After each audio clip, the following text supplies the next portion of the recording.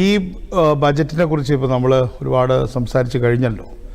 എനിക്ക് പറയാനുള്ളത് ഒരു ലോസ്റ്റ് ഓപ്പർച്യൂണിറ്റി എന്നുള്ളതാണ്. ഒരു വലിയ ഓപ്പർച്യൂണിറ്റി ആയിരുന്നു ഗവൺമെൻറ്റിൻ്റെ. വാസ്തവത്തിൽ ആദ്യത്തെ ബജറ്റാണിത്. കഴിഞ്ഞ ജൂലൈ ബജറ്റ് എന്ന് നിർമ്മല സീതാരാമൻ പറയുന്ന ബജറ്റ് ഇലക്ഷൻ കഴിഞ്ഞ ഉടനെ വന്നതാണ്. പക്ഷേ ആ പഴയ ധനമന്ത്രി തന്നെയായിരുന്നു പുതിയ ധനമന്ത്രി എന്നുള്ളതുകൊണ്ട് അവർക്ക് അത് തുടർച്ചയായിട്ട് തോന്നാം. ഇതൊരു ശരിയായിട്ടുള്ള ആദ്യത്തെ ബജറ്റാണ്. അപ്പോൾ ഈ മൂന്നാം മോഡി ഗവൺമെൻറ്റിൻ്റെ ബജറ്റ് നമ്മളെ നിരാശപ്പെടുത്തുകയാണ് ചെയ്യുന്നത്. അതിനകത്ത് അൺഫോർച്ചുനേറ്റ്ലി വളരെ ഒരു ഗിമിക്സ് എന്ന് വിളിക്കാവുന്ന ചില കാര്യങ്ങൾ ചെയ്തത് ഈ ബജറ്റ് പ്രസംഗത്തിൻ്റെ തന്നെ ഘനം കുറച്ചില്ലേ എന്നൊരു സംശയം ഞാൻ ആദ്യമായിട്ട് ഉന്നയിക്കുകയാണ്. ഇപ്പോൾ ഉദാഹരണം പറഞ്ഞാൽ, ഇപ്പോൾ ഈ ബജറ്റ് പ്രസംഗത്തിൽ ഉടനീളം ബീഹാർ എന്നൊരു വലിയ പ്രഖ്യാപനമാണ്. അത് അങ്ങനെ പറഞ്ഞുകൂടാ. പിന്നെ ഭാഗ്യത്തിന് ടൂറിസം വന്നപ്പോൾ അത് ബുദ്ധൻ്റെ കേന്ദ്രങ്ങളിലേക്ക് എന്ന് പറഞ്ഞെടുത്ത് ബീഹാർ എന്ന് പറഞ്ഞില്ല, ഫലത്തിൽ ബീഹാർ തന്നെയാണ്. അപ്പോൾ ഒരു തെരഞ്ഞെടുപ്പിനെ ഒരു സംസ്ഥാന തെരഞ്ഞെടുപ്പിനെ ലക്ഷ്യമിട്ടുകൊണ്ടുള്ള ഒരു കേന്ദ്ര ബജറ്റ് എന്നുള്ളത് ഒരുപക്ഷെ ആദ്യമായിരിക്കാം. ഇന്ത്യയിലെ തെരഞ്ഞെടുപ്പിന് വേണ്ടി ലക്ഷ്യമിടാം. അതേപോലെ തന്നെ മധ്യവർഗം എന്നുള്ളത് നേരത്തെ തന്നെ ടാർഗറ്റ് ചെയ്തിട്ടുള്ള മധ്യവർഗത്തെ നമ്മൾ ശത്രുക്കളായി കാണേണ്ട ആവശ്യമില്ല. പക്ഷേ ഞാൻ ആ ടാക്സിൻ്റെ പ്രപ്പോസലിലേക്ക് ആദ്യമായിട്ട് കടക്കാം. ടാക്സിൻ്റെ ഇന്നത്തെ ഇപ്പം മാധ്യമങ്ങൾ ശ്രദ്ധിക്കുന്ന, പ്രത്യേകിച്ചും ദൂരദർശൻ ശ്രദ്ധിക്കുന്ന ആളുകൾ വളരെ ഗൗരവത്തോടുകൂടി അത് മനസ്സിലാക്കാൻ ശ്രമിക്കുന്നവരാണ്. അതിലാദ്യമേ ഞാൻ പറയട്ടെ, 12 ലക്ഷം രൂപ വരെ എന്നായിരുന്നില്ല പറയേണ്ടിയിരുന്നത്. 7 ലക്ഷം രൂപ വരെ നേരത്തെ തന്നെ ഇല്ല, കഴിഞ്ഞ വർഷം ഇല്ല. അത് 12 ലക്ഷമായി വർദ്ധിപ്പിച്ചു. അപ്പോൾ 5 ലക്ഷം രൂപയുടെ വർധനവ് മാത്രമേ ഉണ്ടായിട്ടുള്ളൂ. വരുമാനത്തിൽ 5 ലക്ഷം രൂപ വർദ്ധിച്ചവർക്ക്, അല്ലെങ്കിൽ 7 തൊട്ട് 12 ലക്ഷം രൂപ വരെയുള്ളവർക്കാണ് ആനുകൂല്യമുള്ളത്. അത് മോശമായിട്ടല്ല ഞാൻ പറയുന്നത്. അതേപോലെ തന്നെ നമുക്ക് അതിൻ്റെ മറ്റു കാര്യങ്ങളിലേക്ക് കടന്നാൽ ഈ 13 ലക്ഷം ആകുന്നതോടുകൂടി, അല്ലെങ്കിൽ 12.75 ഡിഡക്ഷൻ, സ്റ്റാൻഡേർഡ് ഡിഡക്ഷൻ കഴിഞ്ഞ് 13 ലക്ഷം ആകുന്നതോടുകൂടി ഒരു സംശയമെന്ന് പറയുന്നത് ഉന്നയിച്ചു. അവർ പിന്നെ ആദ്യം തൊട്ട് തുടങ്ങണം.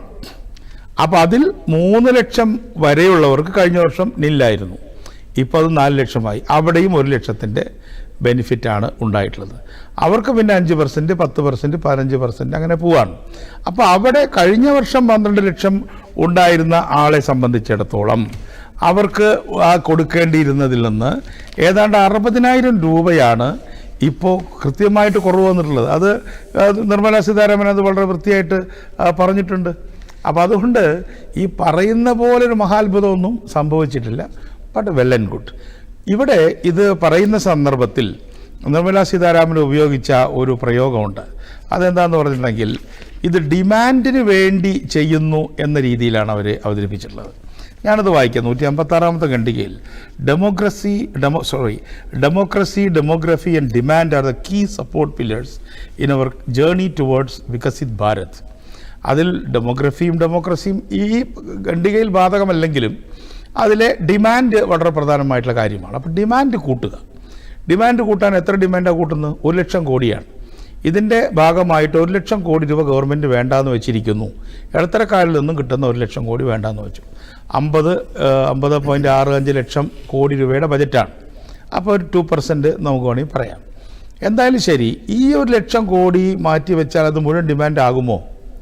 ഡിമാൻഡ് വർദ്ധിപ്പിക്കലായിരുന്നു ലക്ഷ്യമെങ്കിൽ ഇത് കർഷക തൊഴിലാളിക്കോ അതല്ലെങ്കിൽ മറ്റുള്ള ആളുകൾക്കോ കൊടുത്തിരുന്നെങ്കിൽ ഈ 1 ലക്ഷം കോടി വളരെ ശക്തമായിട്ടത് പലവട്ടം കറങ്ങി അവിടെ നിൽക്കുമായിരുന്നു. അതിൻ്റെ ടേൺ ഓവർ അല്ലെങ്കിൽ അതിൻ്റെ ഒരു സർക്കുലേഷൻ വളരെ കൂടുമായിരുന്നു. ഒരുപക്ഷെ ഈ 7-നും 12-നും ഇടയിൽ വരുമാനമുള്ള, 7 ലക്ഷത്തിനും 12 ലക്ഷത്തിനും ഇടയിൽ വരുമാനമുള്ള ഇടത്തരക്കാരൻ ചിലപ്പോൾ ആ പൈസ എടുത്തിട്ട് നേരെ ഏറ്റവും അടുത്ത ഒരു സ്ഥലത്തേക്കെങ്കിലും സിംഗപ്പൂർക്കോ അല്ലെങ്കിൽ മലേഷ്യക്കോ ഒക്കെ ടൂർ പോകാനായിരിക്കും ശ്രമിക്കുക. അപ്പോൾ അങ്ങനെ ഒരു ഇടത്തരക്കാരൻ ടൂറിന് പോയാൽ വാസ്തവത്തിൽ ഡിമാൻഡ് കൂടുതലല്ല, കുറയാണ് ചെയ്യുന്നത്. അല്ലെങ്കിൽ ഒരു ടൂറിസ്റ്റ് വന്നത് നള്ളിഫൈ ചെയ്യുകയാണ് ചെയ്യുന്നത്. അപ്പോൾ അതുകൊണ്ട് ഇത്തരത്തിലുള്ള കാൽക്കുലേഷൻ നടത്തിയത് പോലും പൂർണ്ണമായിട്ട് ശരിയല്ല എന്നാണ് എനിക്കവിടെ പറയാനുള്ളത്. മറ്റൊന്ന് ഞാൻ പെട്ടെന്ന് പറഞ്ഞ് അവസാനിപ്പിക്കാൻ, സമയം തീരുകയാണല്ലോ. SC/ST എന്നുള്ള ആ ഒരു കാര്യം നേരത്തെ സമ്പത്തോടെ പറയുകയുണ്ടായി. ഇവിടെ ഈ ഗവൺമെൻറ്, ഈ നരേന്ദ്രമോദി ഗവൺമെൻറ് വന്ന ഉടനെ ചെയ്തത് പ്ലാനിംഗ് കമ്മീഷൻ അങ്ങ് പിരിച്ചുവിട്ടു.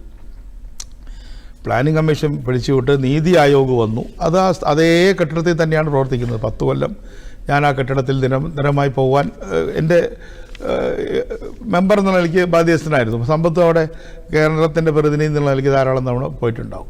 ആ കെട്ടിടവും മുറിയൊക്കെ ഒന്ന് തന്നെയാണ്. പക്ഷേ അതിൻ്റെ ഉള്ളടക്കത്തിൽ വലിയ മാറ്റം വന്നതിൻ്റെ ഫലമായിട്ട് ഇന്നിപ്പോൾ 50.65 ലക്ഷം കോടിയുടെ ബജറ്റ് അവതരിപ്പിക്കുമ്പോൾ പണ്ടായിരുന്നെങ്കിൽ പ്ലാൻ ഉണ്ടാവും, നോൺ പ്ലാൻ ഉണ്ടാവും. ആ നോൺ പ്ലാനും പ്ലാനും തമ്മിൽ തിരിക്കുമ്പോൾ ഇന്നത്തെ നിലയ്ക്ക് ഒരു 20 ലക്ഷം കോടിയെങ്കിലും പ്ലാനായിരിക്കും. സമ്പത്തിനോട് യോജിക്കുമെന്ന് ഞാൻ വിചാരിക്കുന്നു. ആ 20 ലക്ഷത്തിൻ്റെ ഒരു 10-15% SC/STക്ക് മാറ്റിവെക്കും, കൃത്യമായിട്ട് മാറ്റിവെച്ചിരുന്നു. UPA ഗവൺമെൻറ്റും കോൺഗ്രസ് ഗവൺമെൻറ്റും മാറ്റിവെച്ചിരുന്നു, വാജ്പേയി ഗവൺമെൻറ്റും മാറ്റിവെച്ചിരുന്നു. ഇന്ന് നരേന്ദ്രമോദി ഗവൺമെൻറ് ഇപ്പോൾ എന്താ ചെയ്തിട്ടുള്ളത്? ഇതുകൊണ്ടൊക്കെയാണ് ഈ ഡിമാൻഡ് കൂടാത്തത്. അവർക്ക് ആ പരിപാടിയേ ഇല്ല. ഇന്നിപ്പോൾ നമ്മുടെ ഡോക്യുമെൻറ്റിൽ ഇപ്പോൾ എല്ലാ ഡോക്യുമെൻറ്റുകളും കൃത്യമായി ലഭ്യമാക്കുന്നതിന് ഞാൻ അവരെ അഭിനന്ദിക്കുകയാണ്. പണ്ടത്തെക്കാളൊക്കെ വളരെ എളുപ്പമാണ്. ഈ കീ ഫീച്ചേഴ്സിൽ വന്ന സമയത്ത് ഞാൻ 150 പ്രോജക്റ്റുകൾ ഞാൻ സ്ക്രൂട്ടിനി ചെയ്ത് നോക്കി. ധാരാളം സമയം ഉണ്ടായിരുന്നല്ലോ ഇപ്പോൾ ഇത് കഴിഞ്ഞിട്ട്. ഈ 150 പരിപാടികൾ നമ്മൾ നോക്കിയാൽ അതിലൊന്ന് മാത്രമാണ് തൊഴിലുറപ്പ് പദ്ധതി. അത് 86,000-ൻ്റെ കാര്യം ഞാൻ പറഞ്ഞു, നേരത്തെ അദ്ദേഹം പറഞ്ഞു. ഒരു പൈസ കൂട്ടിയിട്ടില്ല. അവിടെ ഒരു 50,000 കോടി രൂപ കൂട്ടിയിരുന്നെങ്കിൽ വലിയ മാറ്റം ഉണ്ടായെന്ന് നമ്മൾ നേരത്തെ കണ്ടു.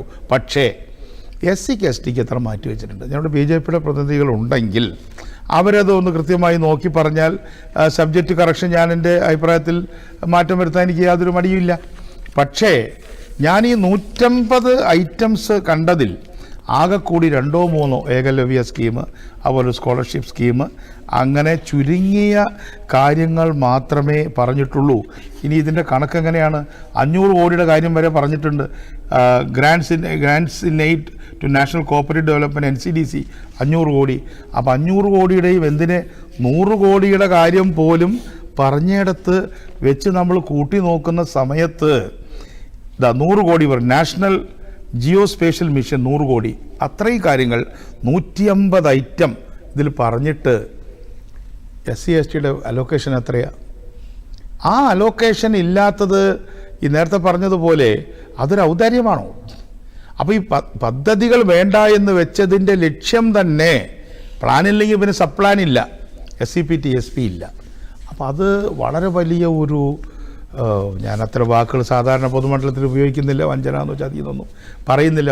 അങ്ങേയറ്റം ദൗർഭാഗ്യകരമാണ്.